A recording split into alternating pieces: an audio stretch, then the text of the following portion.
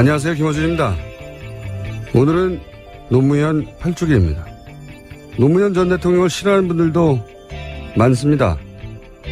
그분들은 여전히 그 죽음을 애달파하는 사람들을 도무지 이해할 수 없다고 합니다. 그럴 수 있죠. 이해하지 못할 수 있습니다.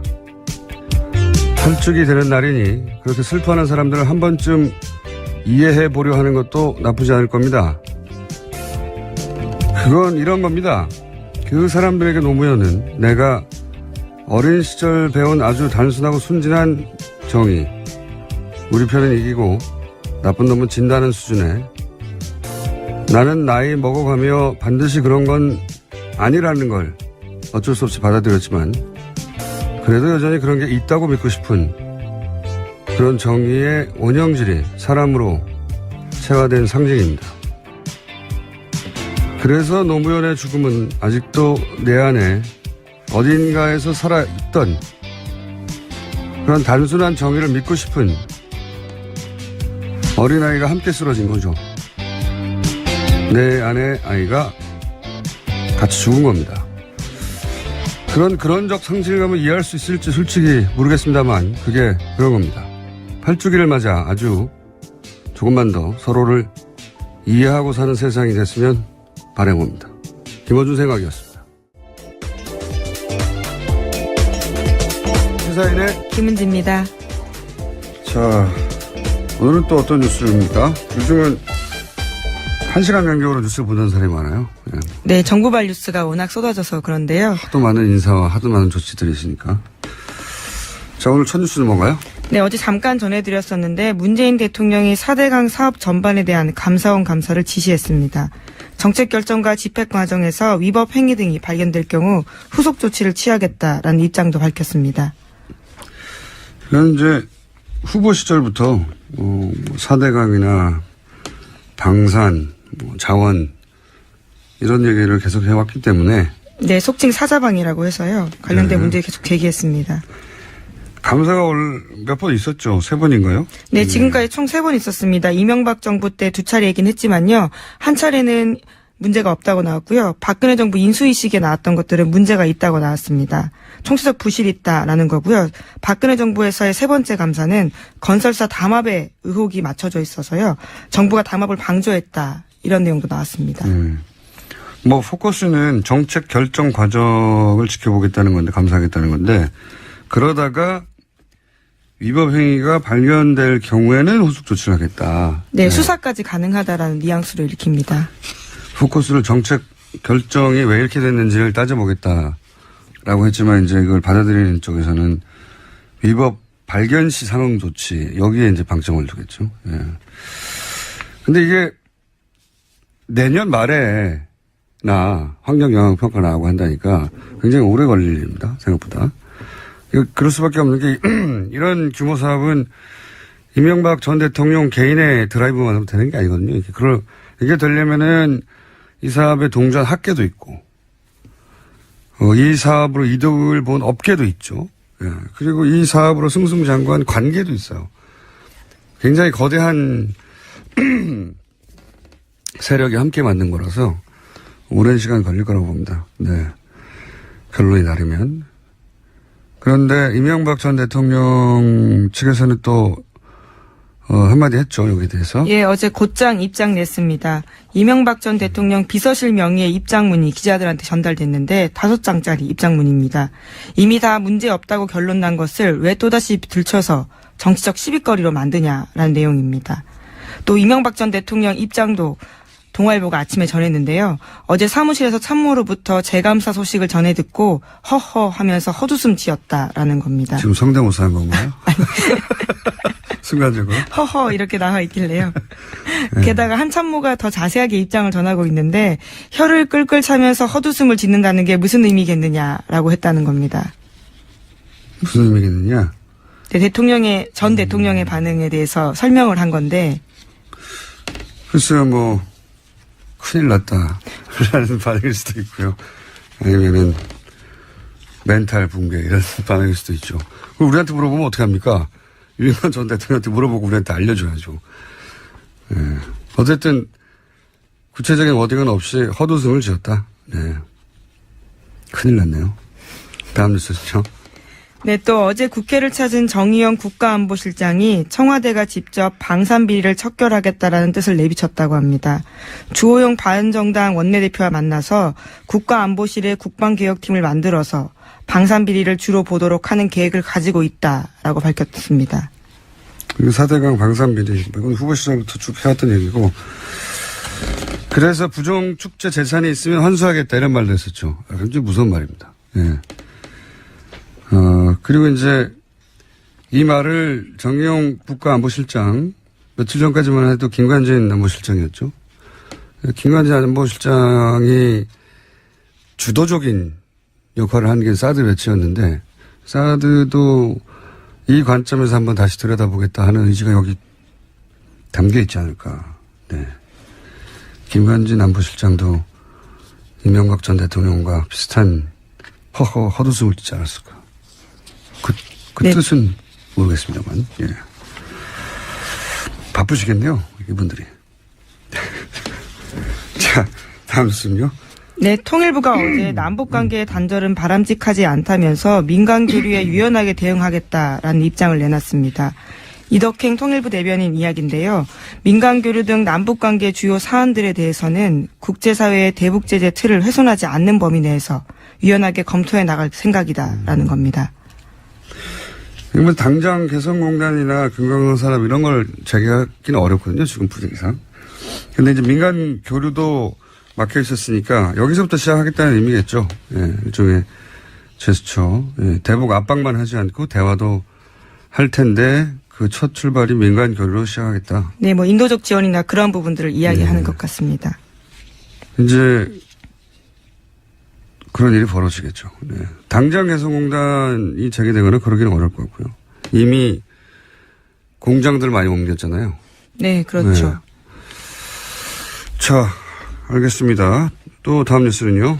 네, 문재인 대통령이 북한 김정은과 정상회담 성사를 위해서 프란치스코 교황에게 중재를 요청하는 친서를 보냈다고 오늘 아침 중앙일보가 보도했습니다.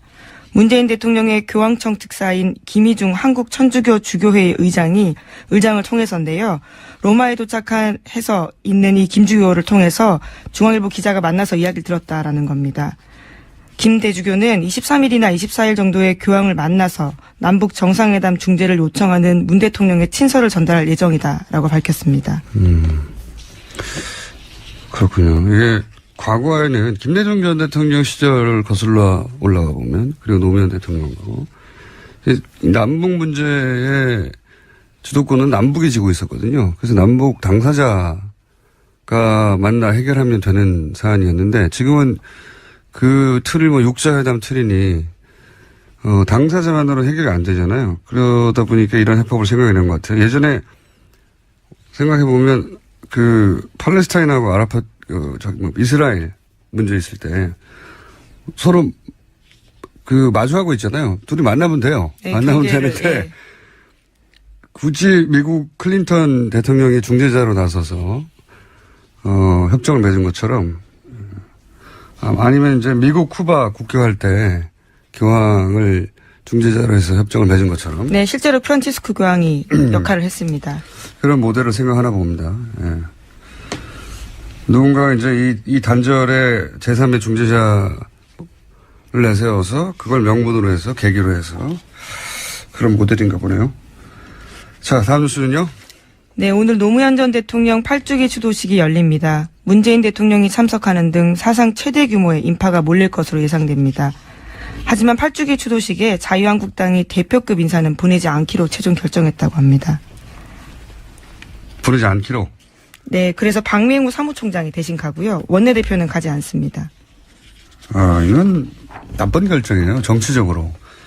뭐 예를 들어서 야유나 물세례를 뭐 이런 추도식은 하지 않겠지만, 한다고 하더라도 지난번 김무성 전 대표가 간 것처럼 가서 자기 정치적 존재를 드러내는 게 이제 훨씬 나은데, 예. 안 가기로 했다는 거죠, 추도식에. 네, 어느 대통령은 가고 어느 대통령은 안 가고 그런 게 형평의 문제가 있다라는 게 정우택 원내대표의 주장입니다. 제가 보기에는 자유당이 뭐랄까요, 정치적 좀 자신감을 상실하는 것 같다, 그렇게 보여지고, 이 추도식은 여러 가지로 의미가 깊은 것 같아요. 그러니까 평생의 친구였는데 한 사람 먼저 대통령을 하고, 그리고 나서, 그 죽음 때문에 또 한 번도 정치를 생각해 본 적 없는 사람이 결국 역경 끝에 대통령이 되고, 사실 굉장히 영화적 소재거든요. 대단한 서사인데, 여기 대해서 노무현 전 대통령이 생전에 문재인 대통령에게 한 말이 있죠. 저희가 하나 준비해 봤습니다. 그 사람을 제대로 알기 위해서는 그 친구를 발굴했습니다. 문재인을 대신으로 둔 것은 정말 자연스럽게 생각합니다. 나는 대통령감이 됩니다. 나는 문재인을 친구로 두고 있습니다.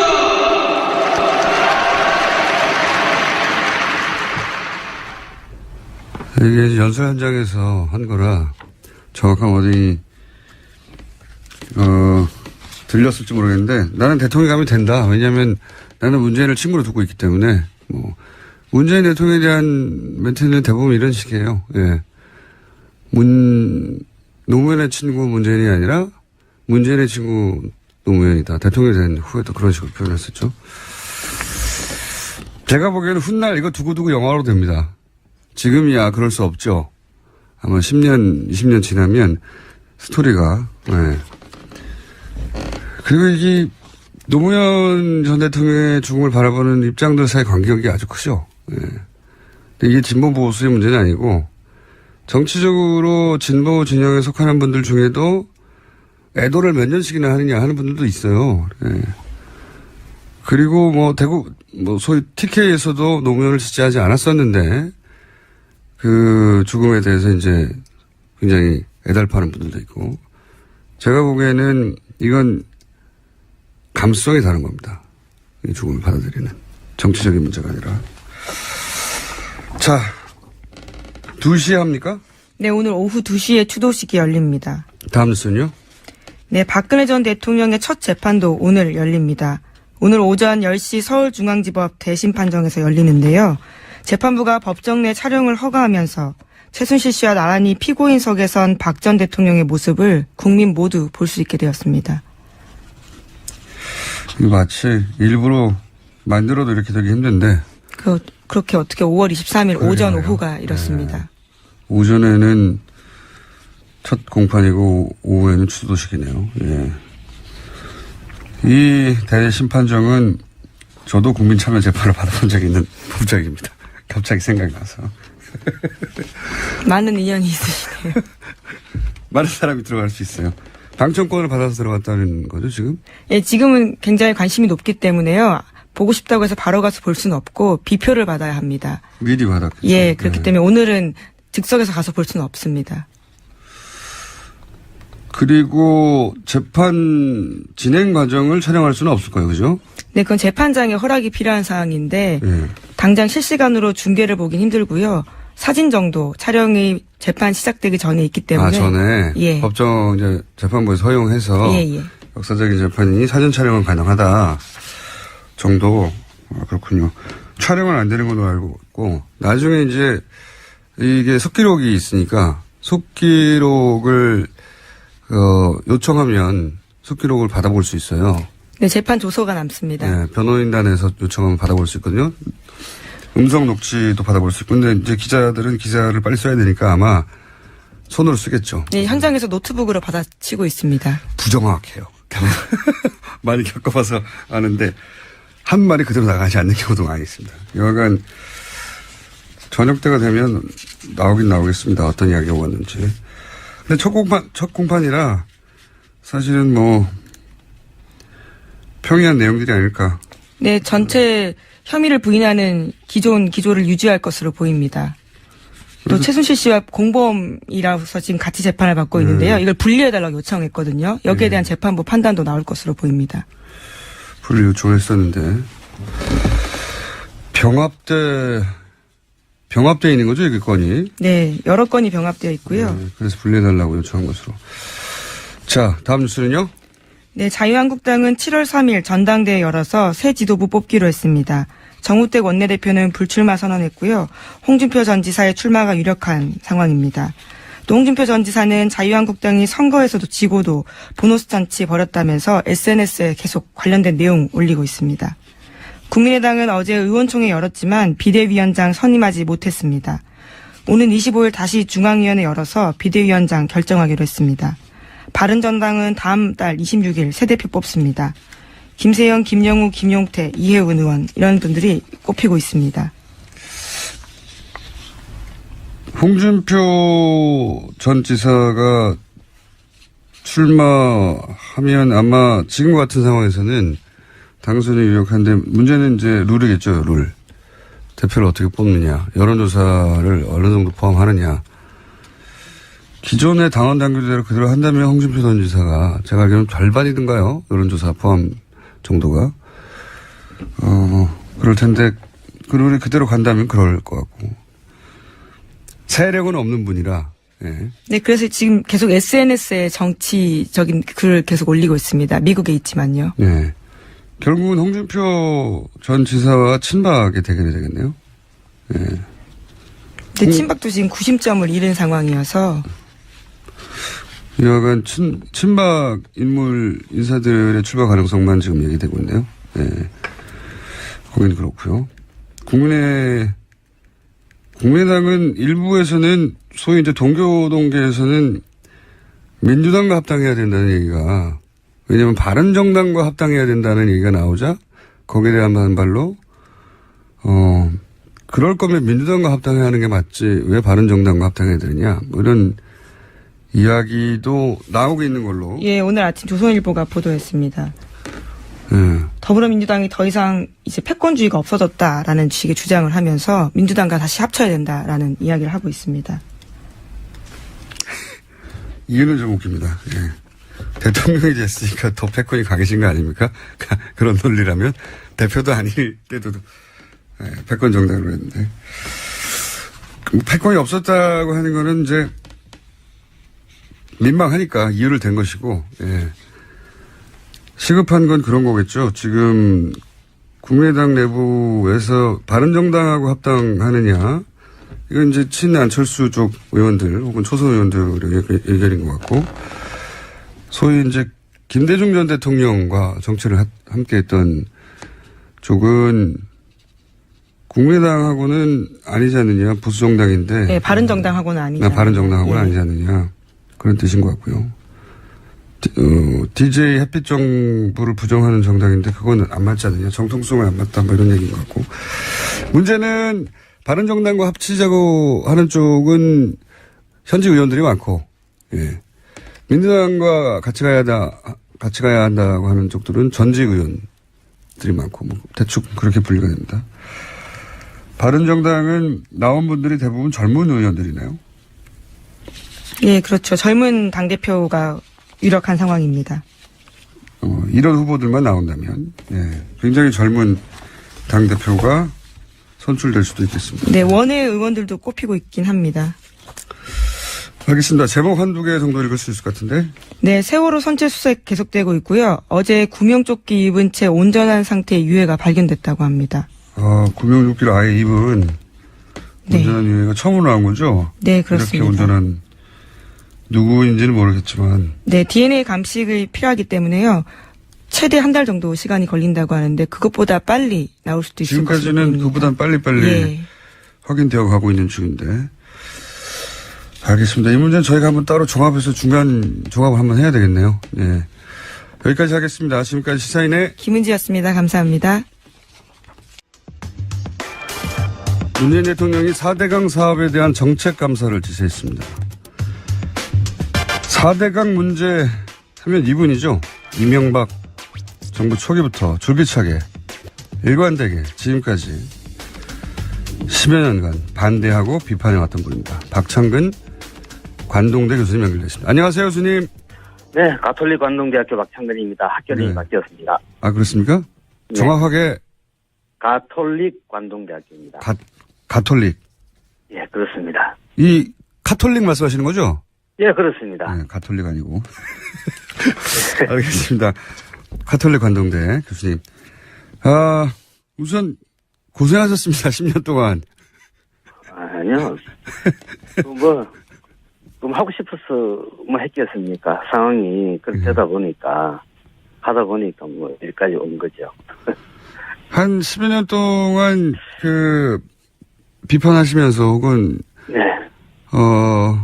정부의 이 정책에 대해서, 대통령의 정책에 대해서 직접 비판하는 게 굉장히 부담스럽고, 그로 인한 불이익도 적지 않으셨던 걸로 저는 들었는데, 어쨌든 그 이야기는 저희가 스튜디오에 모시면 길게 한번 하기로 하고요. 네. 이미 세 차례나 4대강 사업 감사를 했다라는 게 이명박 전 대통령 측의 반응입니다. 3번이나 했는데, 자, 그러면 앞에 3번은 어떤 점이 부족했었습니까? 네, 첫 번째는 이명박 정부 때 했습니다. 당시 감사위원으로서 은진수라는 분이 계셨거든요. 네. 이명박 대통령 측근이었는데, 당시. 이분이 이제 주도를 해서 감사를 했는데, 당연히 봐주기 감사였습니다. 네. 세 번째 감사가 중요한데, 그러니까 13년 1월 달 같으면은 박근혜 대통령 당선자 시절이거든요. 인수위 시절. 그러면 대통령, 인수위 시절이죠. 그러니까 대통령 힘이 있겠죠. 예. 그때 감사원, 대통령 직속기관 감사원이 감사 발표를 하는데, 예. 그 내용이 4대항 사업은 총체적 부실 사업이었다. 예. 설계도 잘못했고, 시공도 부실하게 했고, 유지 관리도 잘못하고 있다라는 발표를 하게 됩니다. 예. 그러고 나서 그해 13년 7월 예. 두 번째 감사 발표를 내는데, 그때 내용은 4대항 사업은 한반도 대운하를 염두에 둔 사업이다라고 발표를 합니다. 예. 그러니까 당시 청와대 홍보수석 이정현 전 국회의원이시죠. 예. 이분께서 그렇다면은 다시 해서 한반도 대운하를 염두에 둔 것이 4대항 사업이라면은 그것은 국민을 속인 것이다라는 논평을 냅니다. 예. 자, 이걸 정리해 보면은 4대항 사업은 총체적 부실 사업이었고, 예. 그리고 국민을 속인 사업이다. 예. 그러니까 대국민 사기극이었다는 뜻이죠. 예. 딱 거기까지였었습니다. 그러고 나서 박근혜 정부에서 2013년 하반기부터는 어떤 멘트도 4대강에 대해서는 나오지 않았거든요. 자, 그러면 현 시점에서 과연 그러면은 그동안에 그와 같은 국책 사업이 진행될 때 어떤 정책 과정으로 했느냐. 예. 그리고 그러니까 대국민 사기극을 할 때 정부 조직이 다 동원되는 거지 않습니까? 네네. 그것을 밝혀야 되는 거죠. 그리고 거기에 대해서 어느 누구도 지금 책임을 지는 사람이 없습니다. 처벌된 사람이 하나도 없죠. 예. 네, 책임진 사람이 하나도 없습니다.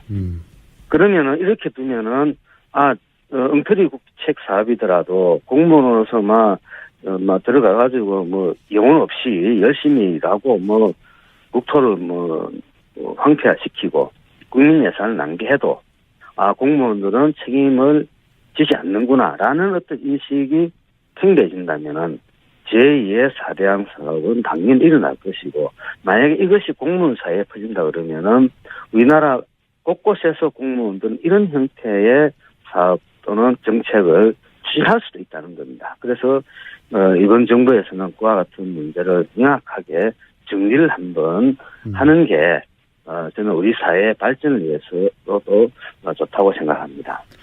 그러니까 이제 박근혜 정부의 워딩을 빌려 쓰자면 국민을 속이는 사업이 있었는데 그 네. 사업이 도대체 어떻게 결정되어 갔는지 그 과정을 한번 짚어보겠다는 게 첫 번째인 것 같고요. 네. 네. 그리고 이제 이미 앞에 감사 결과로 나왔던 총체적 부실 혹은 건설사 담합 이런 부분에 대해서는 더 이상의 진척이나 처벌이나 아무것도 없었기 때문에 그죠? 그때 공정위에서 네. 손방망이 그 건설사 담합에 대해서는 처벌을 한 행정이 있습니다. 손방망이요? 네. 그 얘기가 나와서 제가 이제 여쭤보는 건데, 물론 이 분야의 전문가는 아니시지만 4대강을 10여 년 가까이 계속 들여다본 분으로서 이 제대로 감사를 하면 4대강 사업의 어떤 정책적 집행 과정 중에 여러 가지 비리 문제도 같이 드러날 수 있겠죠? 나와야 됩니다. 나와야 되는데 문제는 예. 4대강 사업을 추진했던 그 당시 공무원들이 예. 집권 과장국장 그 위에 진급을 해가지고 더 높은, 더 힘있는 위치에 가 있거든요. 예, 예. 그러면 감사원에서 감사를 하더라도, 예. 아주 세세한 부분까지는 밝히기가 아마 어려울 겁니다. 음. 왠고하니까 그 공무원들은 당연히 저항을 하겠죠. 네. 왠고하니까 4대강 사업과 관련돼서 공무원들의 만약에 비리가 만약에 발생했다면, 예. 거기에 대해서는 밝혀진다면 거기에 대해서는 어떤 형태인지 책임을 물어야 된다는 게 우리 국민들의 요구지 않습니까? 예, 예. 그렇기 때문에 그런 분들이 그런 자리에 있는 이상은 실체적 진실에 접근하는 데는 다소 한계가 있다고 봅니다.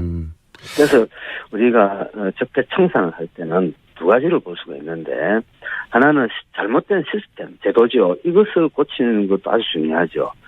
그에 못지않게 인적 청산도 필요하다면은 해야 된다고 봅니다.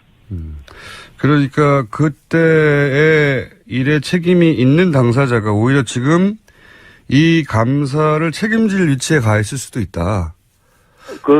대상이 된 분들이 그러니까요. 예를 들어 국토부나 환경부나 농림부나 더 높은 위치에 지금 이제 자리를 잡고 있거든요. 그렇군요. 그러니까 아시는 분들도 있습니까, 교수님이?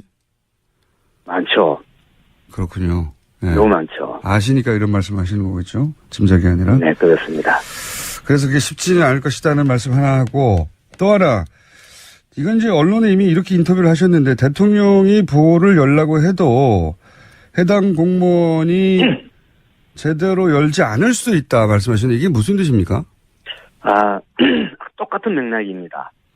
지금 보혜 대통령께서 만약 보혜 수문을 열으라고 지금 말씀했잖아요. 네네.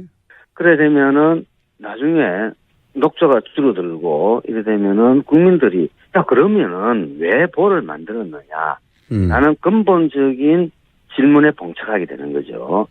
만약에 그렇게 되면은 공무원은 자기 부정을 해야 된다는 거죠. 열심히 그 일을 할 때 보를 만들면은 수질도 좋아지고 물도 확보해서 좋은 사업이다. 라고 홍보하면서 사업을 했던 게 머쓱해지잖아요. 자기 합리가 그러니까 무너지죠. 결국은 제가 지금 간접적으로 들은 얘기인데, 국토부에서는 신새로운 정부가 한 3년 동안 조사를 하자. 그러고 나서 보를 어떻게 할 것인지에 대해서 평가를 하자라는 얘기를 했다는 얘기를 제가 들었거든요. 지금부터 3년간 더 조사를 하고요. 예. 그러면은 문재인 정부도 한 3년 지나고 나면 좀 힘이 안 빠지겠습니까?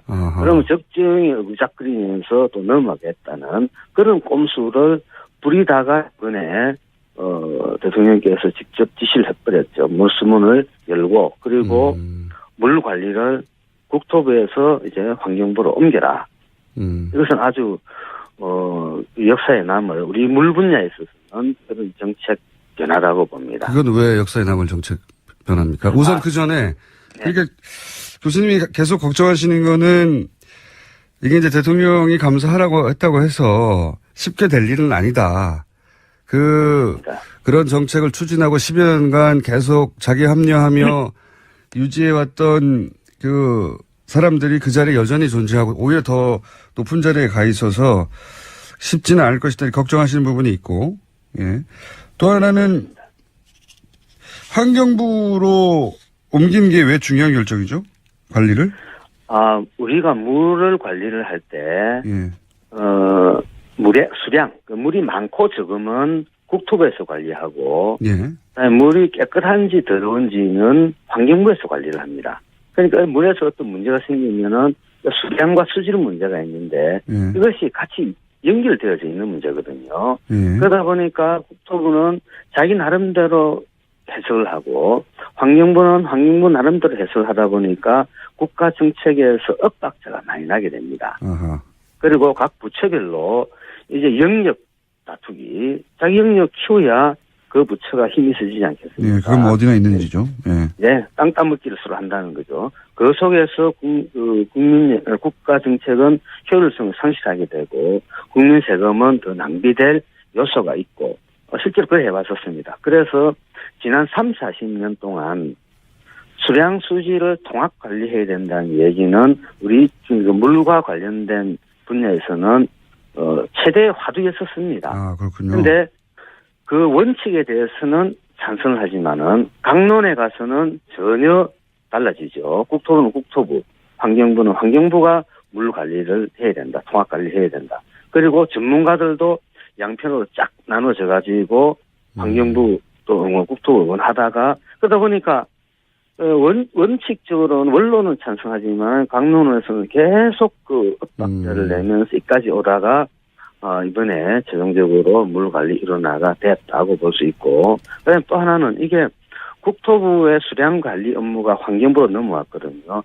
이것이 의미하는 바는 이제 하천을 개발의 대상이 아니고 하천을 자연의 일부로 보면서 생태계를 보존하는 것이 결국 우리 인간한테 이로울 것이다. 라는 정책의 큰 변화라고 볼 수가 있습니다. 그렇군요. 그래서 저는 물관리 일원화를 환경부로 한 것은 우리 물 분야에 있어서는 가히 혁명적 사건이다라고 저는 생각을 하고 있습니다. 알겠습니다. 저희가 스튜디오에 모시고 사실은 지난 10년을 자세히 꼼꼼히 짚어보고 싶은데 오늘은 여기까지만 해야 될 것 같습니다. 일단 큰 틀에서 짚어보고요. 멀리 계셔서 모시지를 못하는데 한번 네. 서울에 와주시고요.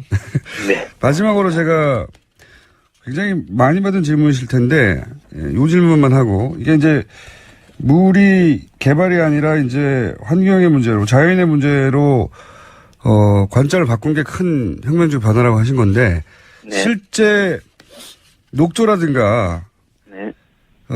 이 환경의 문제가 4대강에서 굉장히 심각하다고 하는 문제 제기는 대통령 토론에서도 있었지 않습니까? 대통령 네, 후보 그렇습니다. 토론에서도. 근데 이제 당시 홍준표 후보가 그렇지 않다.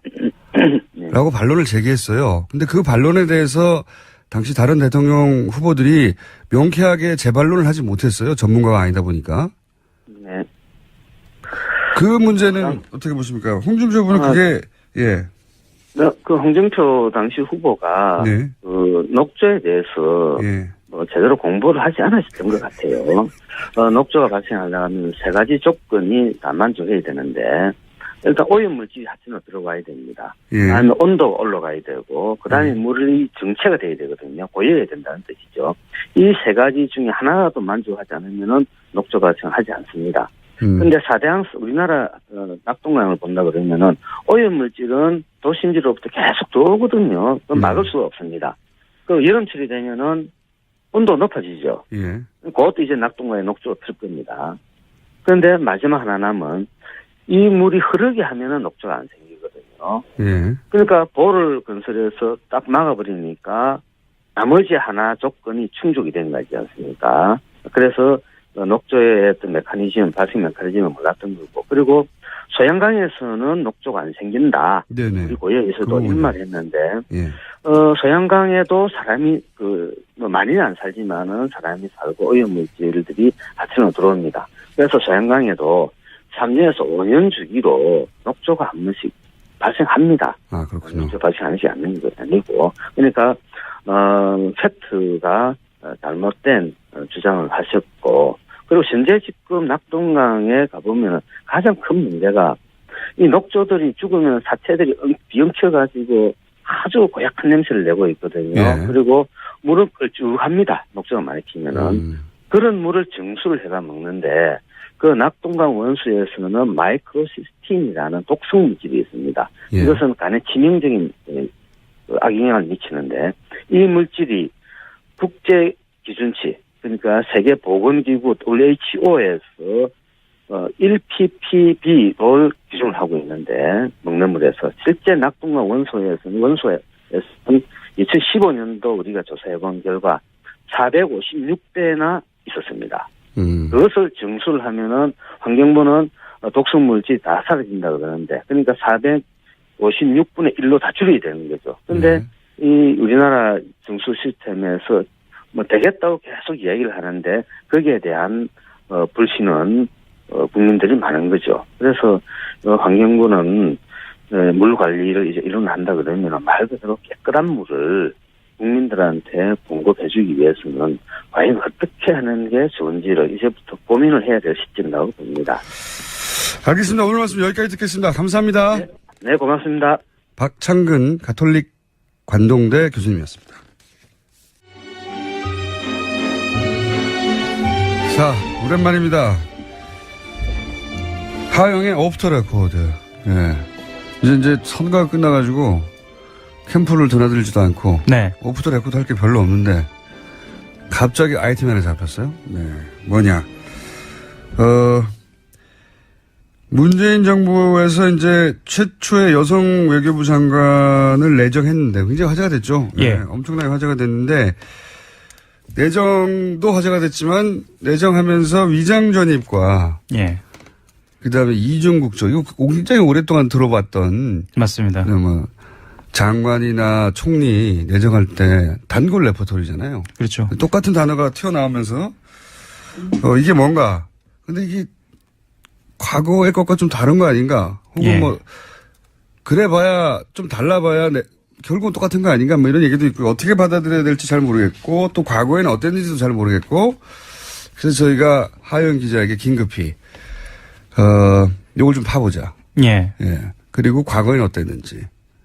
제가 이명박 대통령, 그러니까 이명박 정부 시절하고 박근혜 정부 시절에 인사청문회 TF팀을 계속했었거든요. 그러니까 보통은 정부가 들어서면 한 2차례 정도 공식적으로 대대적인 개각이 있어서요. 그래서 한 4차례 정도 빼놓지 않고 참석을 했는데요. 보통 기자들이 참석을 하면 공식이 있습니다.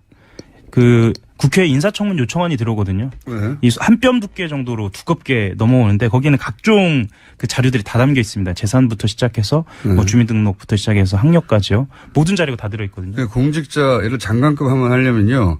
인생이 털린다고 봐야 된다. 정확합니다. 그러니까 탈탈 털립니다. 탈탈 털리는데. 본인도 잊어버렸던 거를 예. 다 물어봐요. 요즘은 심지어 가족과 관련된 것까지 물어보기 네. 때문에요. 그게 괴로워서 고사하는 경우도 있습니다. 중간에. 30년, 40년 전까지 다 나가고 인생 전체를 평가받는다고. 그러니까 심지어 자기가 산 집의 폐쇄 등기부 등본 기억하실지 모르겠는데 이게 수기로 기록된 등기부가 있거든요. 이것까지 제출을 해야 돼요. 그래서 정말 이것까지 제출해야 하는 것인가라고 이런 이야기들도 하는데요. 내정하기 전에 이 검증 과정을 거치거든요. 예. 그럴 때 이걸 겪은 분들 얘기를 들어보면 내가 인생을 이렇게 살았나? 내가 인생을 너무 좀 막 살았던 것 같기도 하다. 뭐 이런. 왜냐하면 자기가 30년 후에 장관이 될 거라고 생각하고 사는 사람은 생각 못하죠. 아무도 없기 때문에 예. 그때 걸러져서 떨어져 나간 사람도 많죠. 예. 실제로는. 보통 예. 그렇고요. 그리고 인사청문 요청안을 받자마자 시작하는 게 항목이 이제 4가지 정도가 있는데 일단은 제일 먼저 부동산을 들여다봅니다. 예. 투기를 했는지 안 했는지. 우리나라는 부동산 없이 예. 살아남기 힘든. 그렇죠. 그리고 부동산 기술 없이. 예, 실제로 부동산 투기를 이렇게 말씀드리면 좀 어떻게 들리실지 모르겠는데 장관 후보자 정도 되는 엘리트 코스를 밟은 사람들은 이 재테크들을 하거든요. 그래서 안 한 사람이 없어요. 그렇죠. 가장 찾기 쉬운 네. 지적할 만한 사항이어서 그것부터 찾고 그다음이 이제 위장 전입입니다. 네. 그렇죠. 위장 전입이 부동산 투기하고 대부분 관련 있는 경우가 많거든요. 그래서 자연스럽게 위장 전입으로 넘어가고 네. 위장 전입이 또 대체로 자녀를 둔 네. 공직자들 같은 경우에는 걸려드는 경우가 거의 많기 때문에 위장 전입을 찾습니다. 그다음에 이제 세금 탈루 찾고요. 그게 이제 이것도 부동산하고 관련되어 있는 경우가 많은데요. 다운 계약서를 쓰는 경우가 있기 때문에. 기본 코스, 기본. 예, 이게 기본 코스입니다. 그다음에 이제 남성 경우에 병역 그리고 자녀가 있는 경우에도 병역을 면탈을 했는지 이걸 찾고 그다음에 자녀 이제 병역에서 이제 이중 국적이 나오는 거죠, 보통. 그렇죠. 네. 예. 보통 아들이 군대를 안 가려고 예를 들어 미국에 태어났는데 결국 어떤 특정 시점에 미국 국적을 취득해 버렸다. 예. 근데 그 특정 시점은 대부분 이제 군대 갈 나이 그렇죠. 이렇게 되는 거죠. 예. 네. 그리고 가장 분노를 일으킨 게 또 병역이기도 하고요. 예, 사람들이. 그 다음에 이제 뭐 예. 논문인데요. 논문. 예, 예. 네. 이 정도면은 지금까지 말씀드린 것 중에 이 강 후보자가 해당되는 게 2가지가 있는 겁니다. 그러니까 여기서 위장 전입이 하나 나오고 단어가 예. 위장 전입이라는 게 한마디로 거기 안 산다는 겁니다. 예. 주소는 거기가 돼 있는데 단어가 좀 무섭긴 해요. 예. 거기 안 산다는 거거든요. 그렇죠. 근데 보통 이제 절대 농지 같은 거. 맞습니다. 거기 살아야지, 농민이야지 취득할 수 있는. 실제로 농사를 지어야 합니다. 또. 그러니까요. 근데 알고 봤더니 사람을 사서 짓는다든지 아니면 예. 농사를 한 번도 안 지었다든지 혹은 이 문제가 불거지자 농사를 짓기 시작했다든지. 그러니까 실제로 MB 정부 들어서자마자 청와대에 박미석 수석이라는 분이 있었는데요. 네. 이 청문회를 준비하면서 농사를 지었다라고 입을 다 맞췄어요. 그래서 그때 이제 한겨레에서 찾아가서 직접 마을 이장님한테 농사는 짓지 않았다. 뭐 이런 얘기를 들어서 낙마한 경우도 있고 그렇습니다. 그래서 저는 이날 그 발표 날 인상적이었던 게 일단 대통령이 직접 등장했잖아요. 그렇죠. 네, 대통령께서라고 해야 하나요? 아무튼 대통령이 직접 등장을 해서 일단 외교안보 라인을 발표한 다음에 다시 인사수석이 등장을 해요. 네. 그래서 검증 과정에서 두 가지 사실 아까 말씀드렸던 이중 국적하고 위장 전입을 이야기합니다. 그것도 굉장히 상세하게 이야기합니다. 그러니까요. 예, 그러니까 이런 경우는 없었어요. 예, 네. 보통은 인사청문 요청안이 국회에 들어간 다음에 아주 그냥 한 줄 한 줄 나오는 걸 가지고 직접 찾아가서 기자들이 취재를 하거든요. 맞아요. 그런 때 들을 수 있는 내용들입니다. 예를 들면 2002년도 2학기에 이화 여고에 전학을 했는데 미국에서 전학을 했다. 그렇죠. 했는데 1년간 친척집에 주소지를 두고 있었다. 뭐 이런 이야기들을 이렇게 디테일하게. 그러니까 그 친척집에 살지 않았다는 거죠. 딸이. 그렇죠. 딸이 그 친척집에 주소를 뒀는데 살지 않았기 때문에 위장 전입인 거죠. 그렇죠. 단어로는 표현할 단어가 없습니다. 예. 지금까지 그렇게 써왔으니까요. 예. 예. 그리고 근데 이제 그 이유가 뭐냐가 중요한 거죠. 예, 이유가 뭐냐가 중요합니다. 그래서 그 이유가 뭔지는 또 바로 밝혔습니다. 강 후보자의 남편 되시는 분이 직접 언론에다가 미국 생활 마치고 돌아오면서 한국 고등학교 생활의 부담을 느껴서 본인 모교, 그러니까 강 후보자 모교라면 좀 낫지 않을까 싶어서 그쪽으로 전입을 하게 했고 거기에 이제 학교를 다니게 했다라고 밝혔거든요. 근데 주소를 근데 친척집에 살지 않았던 이유는 뭐예요? 기숙사에 들어간 건가요? 그건 그렇죠. 거기까지는 등장하지 않았습니다. 왜냐하면 그거는 청문회에서 등장하겠군요. 예, 그것에 대해서도 물어봤는데 그거는 이제 강 후보자가 직접 청문회에서 밝히겠다라고 이야기를 한 겁니다. 그래서 이게 부동산 투기하고 연결된 위장 전입은 아니어가지고 예. 제가 보기에는 청문회에서 돌파가 가능할 것 같다고 판단한 것 같아요. 네. 현 정부에서는 보니까. 우리가 무슨 절대농지 때문에 한 건 아니잖아. 뭐 이런 인식인 것 같고. 그렇죠. 그리고 이중 국적 문제도 딸이기 때문에. 예. 병역 면탈하고 연관이 안 돼서 이건 뭐 성인이 20대가 성인이 되면서 둘 중에 하나 국적을 선택했는데 그건 딸의 선택권이었다. 뭐 이렇게. 그렇죠. 그렇게 돌파하려고 하는 것 같고요. 근데 다만 이제 이게 외교부 장관이기 때문에 문제가 될 수 있는 겁니다. 그렇죠. 그래서 딸이 다시 재취득해야 된다. 예. 그러니까 이해 충돌이라고 하는데요. 그렇죠. 그러니까 외교부 장관으로서 활동을 할 때 뭐 영향이 있을 것으로 판단해서 딸도 뭐 기꺼이 영향이 실제 국적을 있을지는 모르겠는데. 그렇죠. 예, 국민 정서상 맞습니다. 미국하고 딜을 하는데 딸이 미국 사람이야. 예. 이럴 때 이해 충돌이 있지 않을까 하는 이제 의구심을 불러일으킬 수 있죠. 예. 뭐 그러면 이제 이 정도면 어느 정도가 될까를 좀 설명을 좀 드릴까요? 어느 정도 됩니까? 이 정도면. 과거에 비교하면. 위장 전입을 가장 많이 한 공직자가 누가 있는지 혹시 아시나요? 최근 10년 사이에 있을 거로 합니다. 예. 위장 전입은 뭐 몇 차례 정도 그냥 넘어갔으니까 다. 예. 이명박 대통령입니다. 본인이 예상치 못한. 공식적으로 24차례입니다. 보통 공직자들은 예. 그분은 워낙 독보적인 게 기록이 많아요. 그 다음 2위가 몇 차례일까요? 모르겠어요. 5회입니다. 5회. 압도적이네요. 압도적입니다. 예. 예, 이 기록을 갱신하기 어려울 것 같은데요. 예, 그것도 이제 좀 들여다봐야 하는데요. 물론 그 중에 3번은 법이 바뀌어서 뭐 예를 들면 조례가 제정되거나 이런 과정에서 바뀐 거고요. 또 그 중에 일부는 또 국회의원 출마를 위해서도 바뀐 것이기도 하고요. 공직자 사회에서 어쨌든 전술적인 기록이네요. 20사회는. 예, 전설적입니다. 그 다음이 5회라고 하니까요. 그래서 MB 정부 시절 이후에는 위장 전입은 정도 드려야 될 것 같은데 한 번에. 네, 위장 전입은 크게 문제되지 않는 걸로 저희들이 받아들이고는 있습니다. 다만 문제가 되는 건 뭐냐면요. 네. 위장 전입을 한 다음에 하지 않았다고 거짓말을 하거나 그러니까 그 이후가 문제입니다. 네. 이유가 가장 중요해요. 이유. 왜 네. 했냐 이거예요. 왜. 예, 왜 했나? 이 이유와 그러니까 그것과 관련된 거짓말이 혹시 있었을 때 그러니까 이후의 그렇죠. 태도가 중요한 겁니다.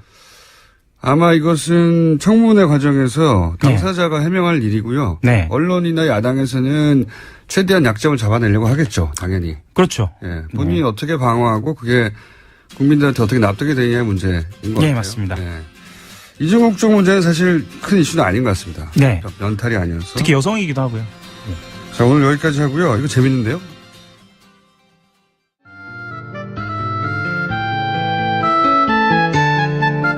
자, 뉴스공장에서 유일하게 이름이 없는데 가장 인기 있는 코너입니다. 그래서 저희는 그때그때 다르게 부르는데 오늘은 그냥 코너 이름을 노회찬으로 하기로 했습니다. 자, 노회찬의 노회찬. 정의당 노회찬 원내대표 나오셨습니다. 안녕하십니까. 네, 안녕하세요. 네. 지난주에 청와대에서 식사 한번 하시고 나서 굉장히 기분이 좋으셨나 봐요. 언론이 꼭 그 이후부터 기분 좋았던 건 아니고요. 밥이 맛있어서 기분이 좋아요. 밥이 맛있던 건 사실입니다. 네, 보다는 맛있었어요. 국회로 정평이 나.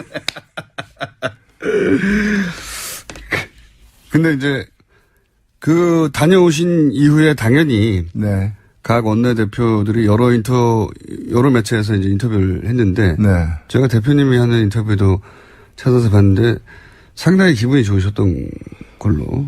왜 기분이 그렇게 좋으셨어요? 아니요, 뭐 저는 있는 대로 전하려고 노력을 했고요. 왜냐면은 그 아무래도 정치인들이다 보니까 자신들의 어떤 정치적인 주장과 입지에 맞게끔 이렇게 해석해서 네. 좀 전달하는 경향이 있더라고요. 그렇죠. 제가 네. 볼 때. 근데 저는 그날 굉장히 중요한 발언을 여러 개를 들었고 네. 그다음에 무엇보다도 그 만남 자체가 과거의 관례를 깨는 행위였거든요. 과거에는 사실 청와대는 여당만 상대했습니다. 이걸 이제 당정협의, 당청협의라고 했고요. 그래서 여당 뒤에서 여당을 조정하는 거죠. 직접 안 나서고. 네. 그리고 조정받은 여당이 야당을 만나는 겁니다. 예, 예. 그 여의도에서 이제 원내협의 같은 거죠. 네. 그런데 이번에는 청와대가 직접 나서가지고 네. 일종의 실명제죠. 뒤에 숨지 않고 직접 나서서 소통하겠다. 여야랑 함께 소통하겠다는 게 야당 입장에서는 굉장히 좋은 기회인 겁니다. 그렇죠. 그리고 그 여러 가지 격식을 넘어서서 그 민감한 문제들에 대해서 기자들한테 질문도 안 받던 전임 대통령과 비교해 볼 때 그 민감한 문제들에 대해서 아무런 사전 시나리오 없이 야당 대표들을 만나가지고 바로 그 자리에서 하나하나 다 토론해 버렸거든요. 사실 그 토론이 다 안 알려져서 그런데 네. 그래서 저는 굉장히 깊이 있는 얘기가 그 나오는 자체로 유익하고 무엇보다도 이런 모임 자주 해주세요라고 야당 대표들이 얘기해야 되는데 네. 대통령이 먼저 오늘 만나는 건 일회용이 아니다. 상시적으로 만나겠다. 협의체도 만들자. 이렇게 더 먼저 제안을 했기 때문에 저는 그런 점에 관해서는 우리가 좋게 평가 안 할 수가 없는 거죠. 저만이 아니라 다른 야당 원내대표들도 굉장히 이제 흡족했던 걸로 저는 기억하고 있습니다. 그렇군요. 저는 밥이 맛있어서 그런 줄 알았더니. 밥까지 맛있었습니다. 밥까지 맛있었습니다. 그 이름표 문제 있잖아요. 네. 그날 그 사실 대통령 앞에 가면 이름표 달게 돼 있거든요. 항상 그래왔잖아요. 항상 사실 다른 사람 입장에서 네. 저는 제가 안 달고 남을 달게 만든 적이 없기 때문에 항상 그 다른 입장에서는 좀 불편했죠, 사실은. 그렇죠. 내 이름 모르나? 뭐. 근데 이렇게. 그걸 달게 안 하더라고요. 근데 나중에 얘기를 들어보니까 대통령이 하지 말라고 지시했다 그러는 거예요. 얼굴도 아는데 왜 다냐. 그러니까. 근데 저는 이런 것이 작은 일을 넘어서서 디테일에 강하다. 이 디테일 하나하나가 주는 메시지가 꽤 울림이 있다고 보는 게. 저도 예, 그날도 원탁에서 예. 상석 없이 식사를 했습니다. 예. 그 다음에 이걸 이름표를 띄었고요. 바로 그 전날에도 보면은 그 광주 시민들에게 비표 없이 초청장 없이 5.18 행사장에 들어오게 신분증만 있으면 들어오게 만들었거든요. 예, 있으면. 예. 그 다음에 뭐 심지어는 그 님을 위한 행진곡을 재창하는데도 발뚝질 할까 말까 고민을 저는 잠시 했었는데 그냥 옆에 사람 손잡고 노래 부르도록 만들어 버렸어요. 사회자가. 그리고 그 합창단들도 그 중창을 했던 성악가들도 지역별 안배를 12명씩이나 한 것이거나. 그거 저도 놀랐습니다. 신경 쓰는 건. 네. 그런 네. 것들이 저는 작은 하나하나에 뭔가 앞으로 어떤 그 국정을 이런 그 끌고 나갈 운영 방식에 대한 어떤 함의가 들어가 있지 않느냐. 그게 지켜진다면은 굉장히 박수 칠 일이다. 이렇게 생각됩니다. 그래서 칭찬을 많이 하셔가지고 저는 계속 밥 때문인 줄 알았는데. 그리고 나서 그 몇 가지 이제 언론에서 거론하신 것 중에 하나가 이제 강경화 외교부 장관 후보자 같은 경우는 저희가 잠깐 다루긴 했습니다. 이 앞에 위장 전입이랑 그다음에 국정 문제가 있었는데 위장 전입에 대해서는 과거 사례하고는 다르게 봐야 된다는 인터뷰를 또 하셨어요. 예, 뭐 질문이 들어와가지고 네. 일단은 문제가 된 두 가지 중에서 이중국적 문제는 네. 이 해당하는 사람이 딸이기 때문에 여성이기 때문에 그렇죠. 병역 면탈하고 병역 상관이 면탈을 위한 게 아니란 건 분명한 것이고 그렇다면은 그래도 문제는 될 수 있지만 네. 이제 큰 문제는 아니다. 과거의 이중국적 문제하고는 좀 다른 거죠. 네네. 네. 그다음에 위장 전입 문제는 제가 이건 좀 더 들여다봐야 된다. 보도된 것만 보고 판단하기 어렵다라고 얘기를 먼저 했습니다. 다만 이 위장 전입이 청와대의 해명에 따르면은 그 외국에 있는 아이가 이제 고등학교를 전학하는 과정에서 친척집에 잠시 있었던 걸로 이렇게 얘기됐기 때문에 그것이 사실이라면은 뭐 예를 들면 뭐 농지를 갖다가 이렇게 매입하기 위해 가지고 살지 않는 걸 사는 것처럼 한 그런 부당한 이익을 얻기 위한 것하고 조금 다르지 않느냐. 그런 사실 차원에서. 이게 유일로 지금 그 부총리 케이스하고 비슷하거든요. 그러니까 그때 강남 학군에다 애 보내기 위해 가지고 한 것하고 여기도 특정 학교에 넣기 위해서 이제 한 것이 유사해 보입니다. 더 들여다봐야 되겠지만. 그렇죠. 뭐 그래서 이게 좋은 학군에 보내기 위해서 그런 거냐 아니면 본인의 출신 학교였기 때문에 굳이 글로 보내려고 한 거냐. 네, 그런 점에서 좀 다르죠. 그래서 아무 문제 없다고 볼 수는 없어요. 어차피 위장 전입은 위장 전입이니까. 그러나 여기에도 이제 경중이나 이런 건 좀 구분해야 되지 않느냐 뭐 그런 뜻이고 이것은 더민주당이기 때문이가 아니라 누구라도 다른 저는 뭐 자유한국당이라도 이런 케이스 이런 케이스만 있는 경우가 드물어서 그렇지 이런 케이스라면은 또 마찬가지로 저는 평가할 수 있다고 봅니다. 이게 과연 결격 사유인지는 인사청문회에서 본인이 직접 해명하는 게 그렇죠. 그리고 이제 따라, 다른 무엇이 더 나올지는 지켜봐야 하는 것입니다. 맞습니다. 그 부분을 별도로 두고 이 장관 자체 자질에 대해서는 어떻게 평가하십니까? 논평을 꽤 호의적으로 정의당에서 냈던데. 예, 일단 우려되는 아직 확인되지 않은 점들도 사실은 있습니다. 뭐 북핵 문제를 다뤘지 않았다는 그런데 저는 이제까지 다룬 사람들은 뭐냐? 잘 다뤘느냐? 잘 다뤘으면 이 모양 이 꼴이 됐겠느냐는 의문도 있고요. 다만 이 외무고시 출신이 아닌 사람, 특히 여성을 그 자리에 앉혔다는 것은 그냥 이 민간인을 갖다 국방부 장관 앉힌 것보다 더한 사실은 그 조직에 충격을 주는 일입니다. 조직 입장에서 그렇죠. 예. 그리고 외교부 장관이 외교를 갖다가 총괄 독단적으로 책임지는 자리는 아니기 때문에 무엇보다도 외교는 대통령이 책임지는 자리고 그다음에 국가안보실장이라는 여러 스태프들이 있기 때문에 저는 외교부 장관에 있어서 그동안에 이제 외무고시 출신으로 그 익숙한 사람 그리고 주로 보면 그 오랫동안 외교부에 있으면서 주로 이제 그냥 좀 미국에 치우친 그런 미국 라인이죠, 미국 라인. 그런 이제 어떤 뭐 정권의 대통령의 말보다는 어떤 미국 눈치를 더 보는 게 몸에 습관화되어 있는 그런 사람이 아닌 사람 쪽에서 됐다는 점에서 저는 그 자체만 놓고 보더라도 꽤 평가할 만하다. 평가할 만하다 이렇게 봅니다. 이제 첫 번째로 이낙연 총리 인사청문회가 시작되잖아요. 내일부터인가 그렇습니다. 인사청문회. 어떻게 전망하십니까? 인사청문위원회에서 정의당은 빠졌던데. 죄송합니다. 부덕의 소치인데 이게 지금 그 일반인들은 잘 모르시지만 국회 내에는 현재 그 일정한 공식이 있습니다. 그 공식에서 이제 각 당에다가 이제 배분을 하는데 인사청문회법에 의해서 13명으로 돼 있고 정원이 13명을 나누면은 바른당이 32명이었을 때는 정의당에 1명이 옵니다. 인사청문회. 근데 바른당에 12명이 절로 건너갔지 않습니까? 자유당으로. 그러면 바른당이 적어졌는데 오히려 그 공식대로 하면 정의당이 0명이 제로가 되는 거예요. 탈당파의 패를 유탄을 희한하게 정의당에 맞았네요. 그런데 이제 문제는 그 공식 자체에 있는 거죠. 사실 국고보조금 같은 경우에는 각 당에 얼마씩 다 나눠주고 나머지를 가지고 그 교수단체라거나 의석수에 따라서 다시 배분을 추가로 하는데 그러면 13명이면 모든 당에게 1명씩 나눠주고 나머지를 가지고 의석이 많은 당에게 더 많이 주는 식으로 하면은 소외되는 당이 없게 되는데 공식이 그렇지 않다는 거예요. 그래서 제가 이 공식을 좀 바꿔야 된다라고 지금 문제 제기를 하고 있는 상황입니다. 그러네요. 아니 국민들의 민의를 반영한다는 의미에서도 정의당이 요즘 지지율이 다른 정당만 못지 않은데 그렇죠. 비슷비슷한데요 다. 그러니까 우리 많이 달라는 건 아니고 최소한 어느 당이든 한 석은 줘야 된다. 원내에 있다면은 우리 택시를 타도 보면 기본요금이라는 게 있잖아요. 뭐 500m 간다 그래가지고 500m만큼 요금 주는 게 아니라 기본요금을 일단은 주잖아요. 그래서 기본 이 의석은 할당해야 된다. 발언권은. 네. 그 다음에는 이제 지지율에 따라서 의석에 따라서 되는 거다. 사실 지지율로 하면은 저희들이 한석 얹고도 남죠. 사실은 지금. 한석이 뭡니까? 네. 지금 뭐 대선에서 이기고 얼마 안 됐기 때문에 민주당은 제외하고 말하면 나머지 정당의 지지율 차가 거의 없어요. 거의 비슷해요. 네, 거의 다 비슷합니다. 도토리죠.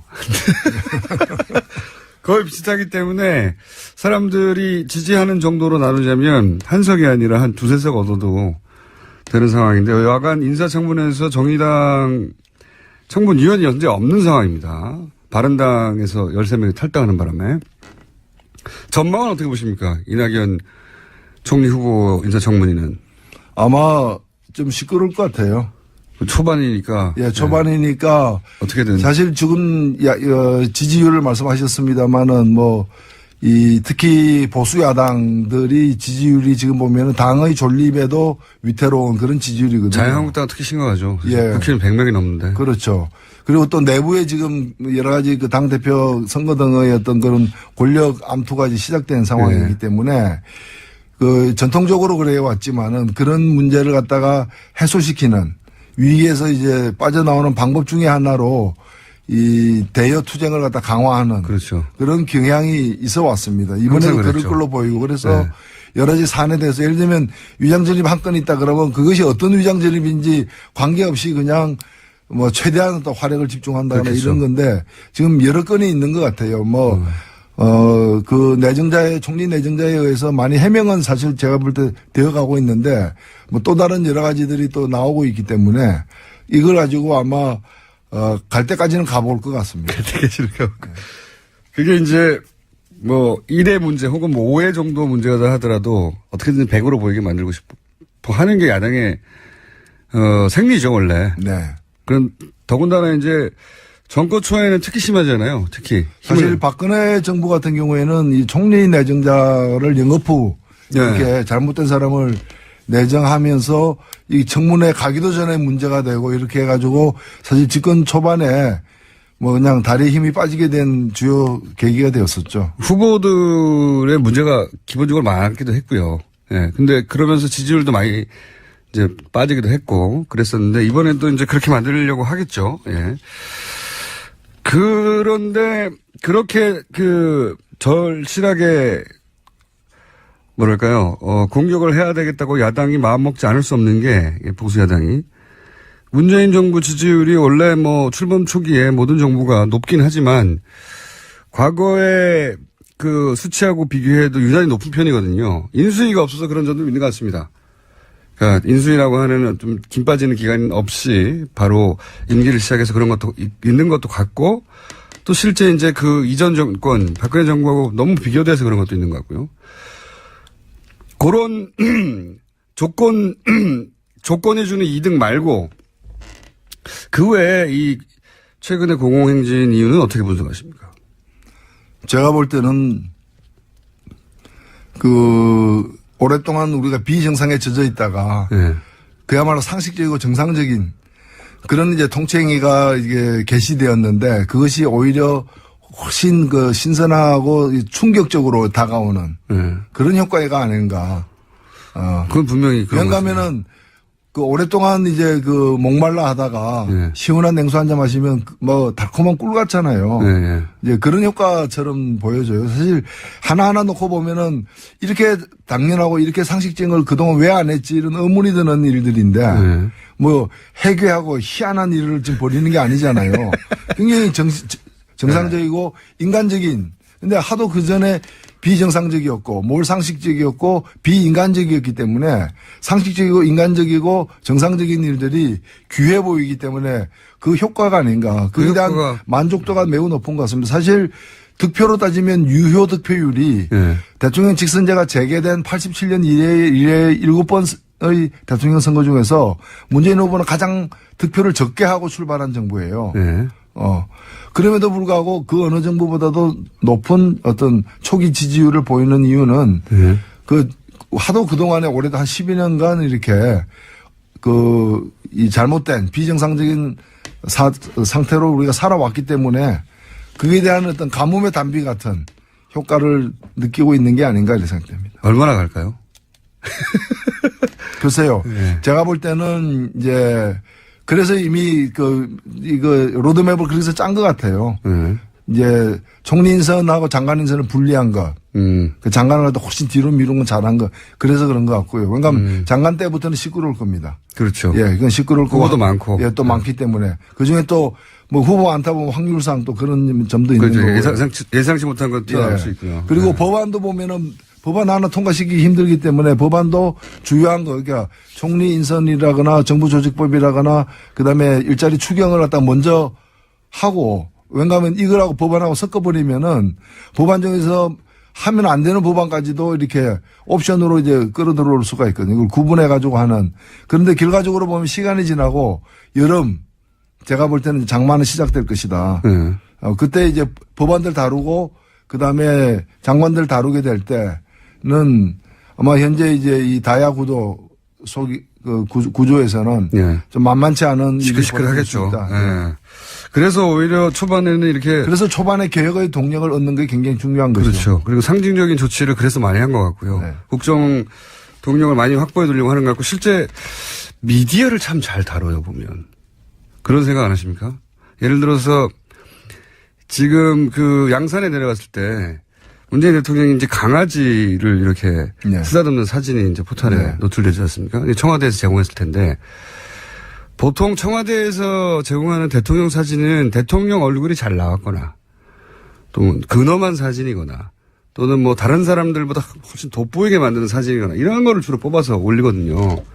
그러니까 이제 과거에 청와대에서 제공하는 거는 자기들이 보여주고 싶은 걸 제공했다면은 네. 지금은 국민들이 보고 싶어 하는 걸 제공한다는 점에서 시각의 기본 차이가 있는 거죠. 그래서 그리고 그 사진을 보면 분명히 청와대 제공인데 대통령 얼굴이 잘 보이는 것도 아니에요. 그냥 강아지, 오랜만에 만난 자신의 애견을 이렇게 쓰다듬는 사진인데 여기서 드러나는 건 그냥 강아지와 강아지 주인의 관계거든요, 관계.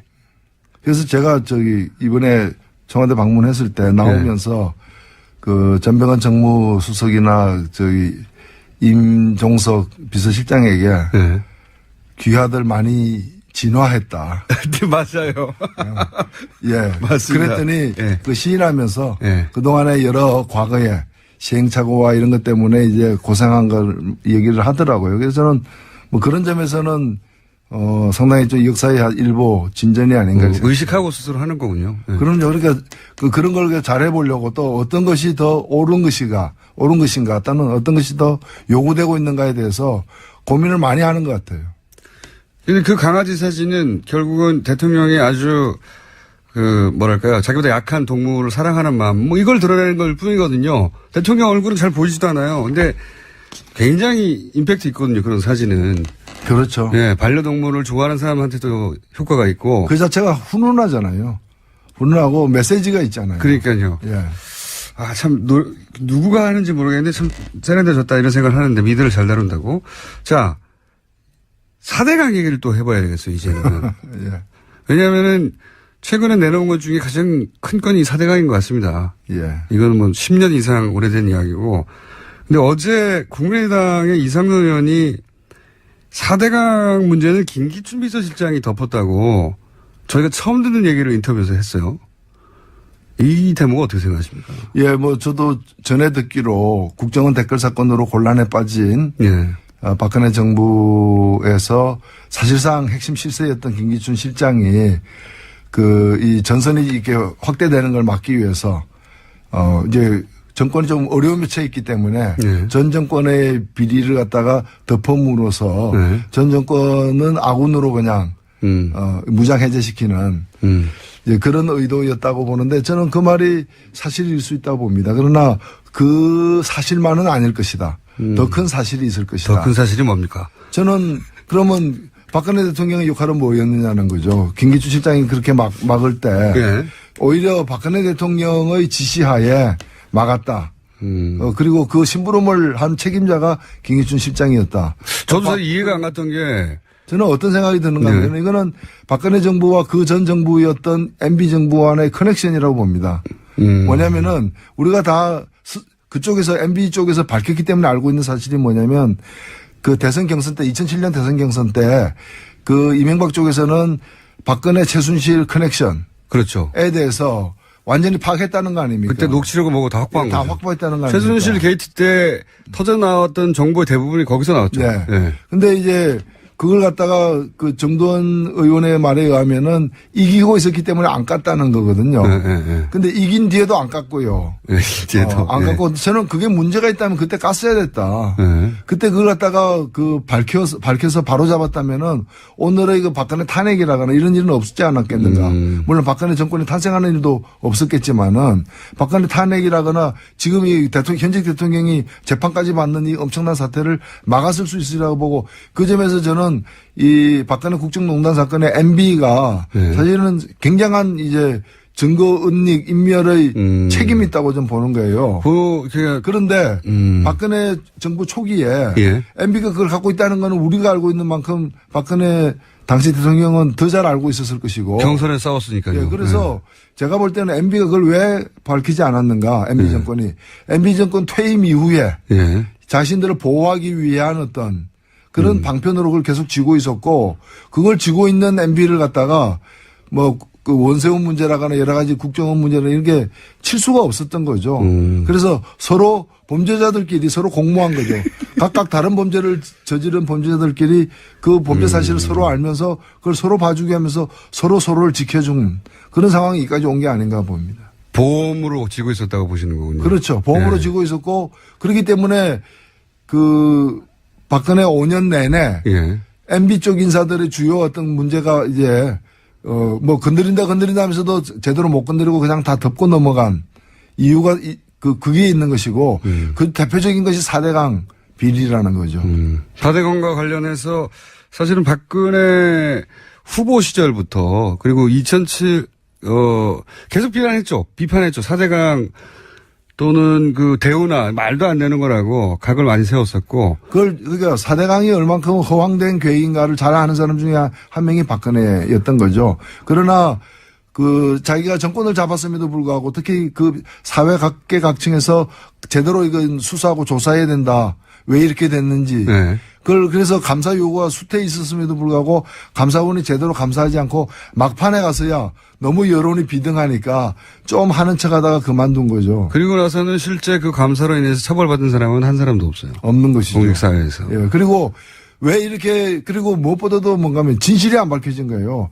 4대강 사업으로 우리 자연이 어느 만큼 망가졌고 어느 만큼 우리가 이제 위험하게 됐는가에 대해서 그것도 안 밝힌 상태인 거고 그러니까 지금도 보면은 그 과거의 관쪽 언론들은 그 주로 스피커들은 보면은 별 문제 없다.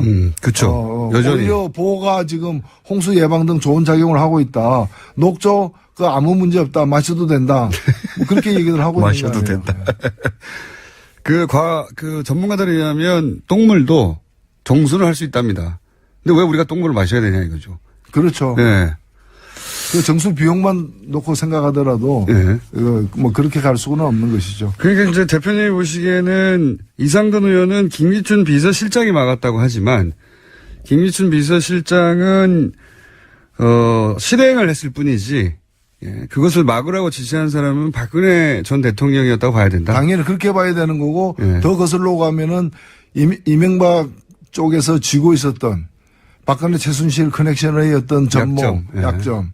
그걸 갖다가 터뜨리는 걸 막기 위한 것이었다 보는 거죠. 2007년 경선 때 가지고 있던 그 뭐 녹취록 정도가 아니라 정권을 잡고 난 다음에는 훨씬 더 많은 정보를 취득했겠죠, 아마도. 그렇죠. 그러니까 저는 정도원 의원은 문제라고 보는 것이 지금 이런 엄청난 사태가 지금 발생하고 대통령이 파면되고 탄핵되고 감옥까지 간 상황에서도 왜 진실을 안 밝히냐 이거예요. 누구를 위해서 진실을 안 밝히냐 이거죠. 정두환 의원요? 정도원 의원이 다 안다고 하면서 안 밝히고 있거든요. 이 4대강 관련해서요? 저희 인터뷰 아니요. 4대강이 아니고 박근혜 최순실 커넥션에 대해서 예. 당시 그 당시 조사 책임자였지 않습니까? 아, 인터뷰도 많이 했습니다. 사실. 예. 했는데 예. 다 엄청난 게 있다는 거면 얘기해. 그랬나요? 예. 아, 인터뷰 해봐야 되겠네요. 이 감사 지시에 대해서 이명박 전 대통령이 뭐 다 끝난 얘기를 시비거리를 정치적으로 만들려고 한다는 반응에 대해서는 어떻게 보십니까?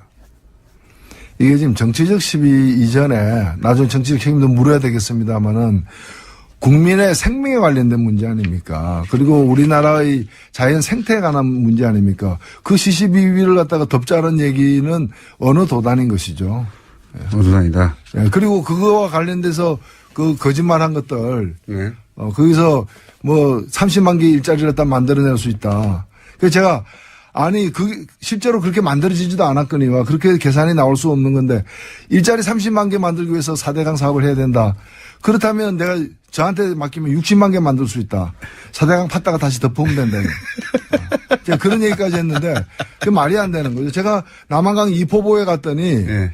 이포보에 갔더니 거기가 1,500억 이상 되는 그런 그 재정이 들어가는 공사를 하고 있었어요. 이포보를 보루를 설치하는데 근데 거기에 고용된 사람이 모두 34명이었고요. 네. 그 태반이 중국 사람이어가지고 그 안전 조심 뭐 이런 거 있잖아요. 네. 그 산업 현장에 붙이는 예, 큰 예. 플래카드가 다 중국어로 돼 있었어요. 제가 그 방문했을 때. 근데 무슨 그것이 일자리를 갖다 창출한단 말입니까? 저는 제일 큰 아직도 기억하는 사기는요. 비용 어떻게 마련할 거냐. 초창기부터 그 얘기 나왔죠. 그랬더니 그 땅을 파면 모래가 나오잖아요. 준설토. 그거 팔아가지고 다 메꿀 수 있다고 돈, 비용. 그거 기억나십니까? 네. 그랬는데 예. 그래서 준설한 그 낙동강 변에 그 모래를 갖다가 예. 팔리지 팔리지 않으니까 보관하는데 돈이 드는 거예요. 그렇죠. 그러니까 뭐 개인 땅에다 그걸 갖다 서 예. 하치를 해야 되니까 그것 때문에 골머리를 앓고 있다는 거 아닙니까? 그리고 모래가 이제 또 부족해 가니까 이제 모래를 또 수입에 의존해야 되는 것이고요. 그 모래를 파서 모래 판 돈만으로 공사를 다 할 수 있다고 하는 사기를 쳤어요. 생각해보면 황당한 사기인데 다시 되짚어보면 엄청난 사기를 많이 쳤습니다. 사실 그 관련해서는 조금씩 얘기가 나오겠죠. 마지막으로 한 이제 가지만 시작이죠. 뭐. 네, 한 가지만 더 여쭤볼게요. 정의당이 문재인 지지율이 너무 높아지다 보니까 정의당 지지율이 좀 빠졌습니다. 지난주만 하더라도 이제 3등 아싸 했는데 어떡합니까 이거. 예, 뭐 그렇다고 문재인 정부가 못하기를 기원해서는 안 될 것이고요. 저희들 나름대로 역할을 해야죠. 그러니까 진보 세력이 이 땅에 존재할 이유가 뭔가, 쓰임새가 뭔가에 대해서 그리고 그 정의당과 같은 당의 어떤 역할이 더 커질수록 우리 사회가 더 좋아진다는 걸 정의당의 노력으로 입증해 보이는 게 중요하다고 봅니다. 자, 오늘은 여기까지 해야 되겠습니다. 자, 여기까지 하고 오늘 코너 제목은 노회찬의 노회찬이었습니다. 다음 주는 무슨 제목일지 모르겠습니다. 지금까지 정의당 노회찬 원내대표였습니다. 감사합니다. 네, 고맙습니다. 자, 불친절한 AS. 노회찬 대표 코너만 지나가면 노회찬 대표 코너에 대한 제목들이 자꾸 날라옵니다. 네. 필요 없는데 계속 보냅니다. 근데 재밌어요. 그래서 오늘도 역시 노회찬 코너를 이렇게 해달라고 제목 좀 많이 왔고요. 그리고 문재인 정부는 얼굴 패권이라는데 공장장은 얼굴 농단인가요? 너무 하시네. 네. 그리고 이런 문자도 요즘 많이 옵니다. 코너를 제안하는. 이런 문자 좀 많이 보내주세요, 더. 오늘 온 문자 중에 하나는 보수 대 보수, 떠난 자와 남은 자, 김성태 대 이혜훈, 뭐 이런 코너 만들면 재밌지 않겠냐. 저희도 그렇게 생각해요. 생각하는데 두 분이 마주 앉을지는 모르겠습니다. 그리고 뉴스공장 팟캐스트 누적 다운로드 수가 이건 저희 PD의 요청 공지 사항입니다. 지난해 9월 26일 첫 방송을 한 이후에 8개월 만에 누적 다운로드 수가 5억 건을 넘었다고 합니다. 5억 건. 많네요, 아주.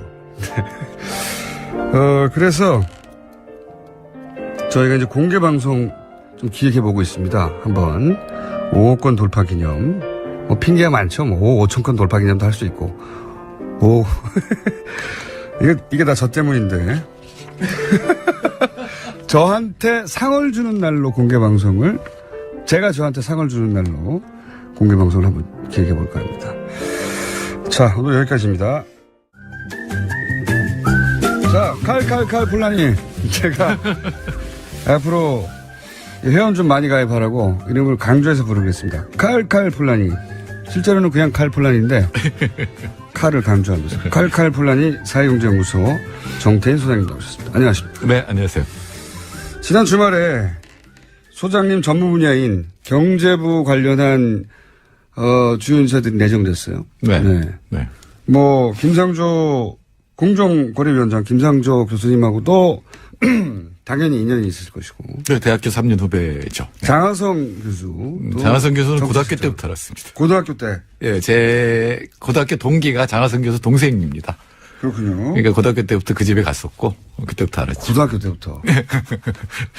자, 30년, 40년 됐죠. 굉장히 바닥이 좁네요. 그리고 김동연 경제부총리. 는 모릅니다. 제가 청와대에 있을 때 제가 더 높았던 것 같습니다. 아랫사람이었다. 그래서 다른 거 이전에 이분들이 어떤 분들인지 좀 설명해 주세요. 김상조 교수, 장하성 실장, 이분들이 앞으로 펼칠 정책에 대해서도 이제 그 정책을 어느 정도 진작을 할 수 있어요. 네. 해왔던 발언들도 있고. 그런데 이제 어떤 분들이냐.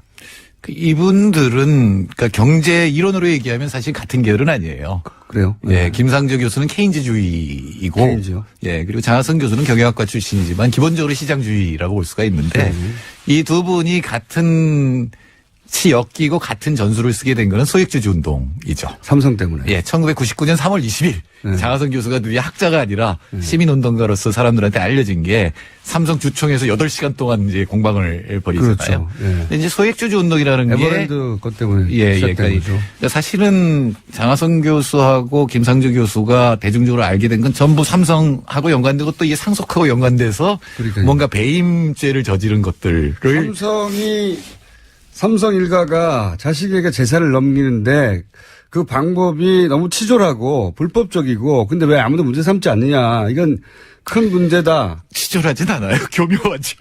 그러니까 그때 우리가 처음으로 교묘한가요? 네. 이 얼마나 재벌들이 순환 출자라는 걸 복잡하게 해놔가지고 도대체 알 수가 없는 그림들. 네. 그래서 반도체 회로 같은 그림들을 그때 처음 봤고 그때 이제 지배구조라는 걸 어떻게 해야 되는지 알게 됐던 거죠. 이 두 분이 가장 먼저 나서서 대중적으로 문제 제기를 해서 알려지기 시작했고 그 굉장히 큰 화제가 됐어요. 그렇죠. 주총에서 일어나서 막 소리 지르고 그러니까 그때 문제 제기 방법이 주식을 사는 거죠.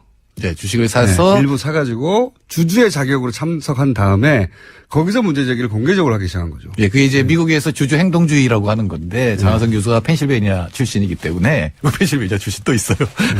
그래서 그때 이제 주주 행동주의를 한국에 갖고 와서 이거를 재벌 비판, 재벌을 어떻게 보면 교정하는 수단으로 쓰려고 했던 거죠. 최초입니다, 최초. 예. 그런데 뭐 그렇게 성공적이라고 볼 수는 없어요. 그게. 효과가 실제 그래서 삼성을 막았느냐 그렇지는 않지만 대중적으로 네. 확성시키는 데는 대단한. 예, 재벌들이 어떻게 아주 작은 주식을 가지고 전체를 지배하게 되고 그게 얼마나 비효율적일 수 있느냐라는 걸 갖다 각성시키게 됐죠. 그때까지만 해도 전문가들만 알던 것을 대중적으로 인식시키는데 이게 첫 번째 그 사건이었어요, 사실은. 네. TV에서도 많이. 근데 이제 끊임없이 그게 이제 법정소송으로 가잖아요. 계속 네. 법 제도 바꾸는 게 되고 법정소송으로 가던데 2010년경이 되면 특히 김상조 교수의 경우에는 자기 반성을 합니다. 이게 이렇게 해서 분명히 알리는데 많이 알게 하는 데는 도움이 되는데 실제로 고치지는 못한다. 실제로 재벌을 어떤 방향으로 몰고 갈 수는 없다. 네, 그래서 네. 이제 두 가지를 들고 나오는데 하나는 기관 투자자의 스튜어드십. 이번엔 두 교수가 다 얘기했어요. 그러니까 국민연금 같은 기관 투자자가 주인의식을 가지고 재벌의 행태, 지배구조에 대해서 개입해야 된다라고 하는 거. 이건 힘이 있죠. 왜냐하면 굉장히 그 주식수가 많으니까. 왜냐하면 국민연금 같은 경우는 개인의 돈이 아닌데 국민의 돈인데 이분들이 대주주거든요. 이 국민연금이. 그러니까 그 대주주의 힘으로 그 국민의 요구를 재벌이 요구해라 이런 거죠. 네. 그리고 두 번째는 주주자본 근데 거꾸로 됐죠, 지금까지는. 국민연금이 삼성에 이용당한 거죠. 네, 국민연금은 당연히 뭐 실제로는 경영에 개입하고 싶어 하지 않았어요. 자기들 당연히. 수익률만 높이면 되지 왜 내가 경영에 개입해라는 거였는데 경영에 개입해야 수익률도 높아진다는 게 이제 두 교수의 이제 주장이고 두 번째는 이게 모든 재벌을 대상으로 해서 시시콜콜 법 제도로 들어가서 바꿀 수 있는 것은 아니다. 그래서 4대 재벌로 줄이고 근데 모든 법을 옴짝달싹 못하게 이렇게 만드는 건 불가능하다. 그러므로 사후 규제를 하고 현재 가지고 있는 법을 철저히 적용한다. 그래서 이게 주식 문제, 출자 문제보다는 하도급 문제라든가 이런 것들이 더 중요하다. 그러니까 불공정 거래의 문제가 더 중요하다라고 하는 어떻게 보면 재벌 문제 핵심을 이제 정책으로 바꿔야 되겠다. 그래서 노선을 약간 바꿨군요. 예, 김상조 교수는 정말로 이 관가에 안 들어가겠다 그랬거든요. 제가 비서관일 때. 두 분 다 안 들어가기로. 아니요. 장하성 교수 집안은 상당히 정치적 집안이고. 아니, 물론 관료를 많이 한 집안이긴 하지만 본인이 여러 정권의 콜을 다 거부해왔잖아요. 제가 그 집안을 약간 얘기를 하자면 그 집안도 이제 명문 거족이기 때문에 그렇죠. 아이들을 포트폴리오를 해요. 경영도 시키고 정치도 시키고. 실제로요? 예, 학자도 시키고 싶은데 온통 학자가 돼버렸어요. 그래서 지금 확실히 포트폴리오가 좀 필요해. 그래서 이제 안철수 지난 2012년 대선 때 이제 안철수 쪽으로 갔던 것 같고. 장하준 교수 사촌 동생이죠. 런던에 그분도 사촌 동생이고, 그러니까 두 분 친인척 관계예요. 제 사촌 동생이죠. 가까운. 네. 네. 우리 이론저론 굉장히 다르죠. 이 집안이 아주 어쨌든 김상조 교수가 제가 비서관일 때 이정호 정책실장이 불러서 같이 토론을 하자. 조금 주주자본주의라든가 이해당사자본, 저는 이해당사자본주의자거든요. 좀 차이가 있으니까 이걸 정책적으로 한번 조율을 해보자 그럴 때 안 온다고 그랬었어요. 자기는 청와대 가까이는 가지도 않겠다. 그렇죠. 예, 그 정도였고 와서도 제가 그때 사회를 봤거든요. 이제 또 양쪽을 부르고 사회자를 공격하니까. 당신 이론 틀렸어. 예. 아니, 틀렸다기보다는 사실은 김상조 교수도 이해 당사자본주의인데 기본상이 뭐냐면 그래서 니들이 하고 있는 게 뭐냐. 실제로 할 수 있는 걸 해야 되는 거 아니냐. 그러니까 소액주주 운동도 실제로 할 수 있는 거지. 노조가 지금 재벌의 지배구조를 바꾸는데 무슨 역할을 하느냐. 이런 생각이었고 그게 좀 더 현실화돼서 이제는 기관 투자자 문제 그다음에 4대 재벌에 국한한다. 그리고 또 하나는 이제 정책적으로 실제로 있는 법을 가지고 규제할 것을 한다. 그다음에 하도급이라든가 노동자 임금 문제 이런 것들을 기존 법 가지고 사후 규제한다. 이런 식으로 이제 정치 바뀌다. 김상조 교수는 왜 합류했을까요? 김상조 교수하고 제가 1년 전에 김기현 교수 일주기 때 만났는데 그때 저희가 합의한 게 뭐냐면 야 이제 재벌 비판 그만하자. 다 망할 것 같다. 재벌이 망할 실제로 그 계기는 그거였어요.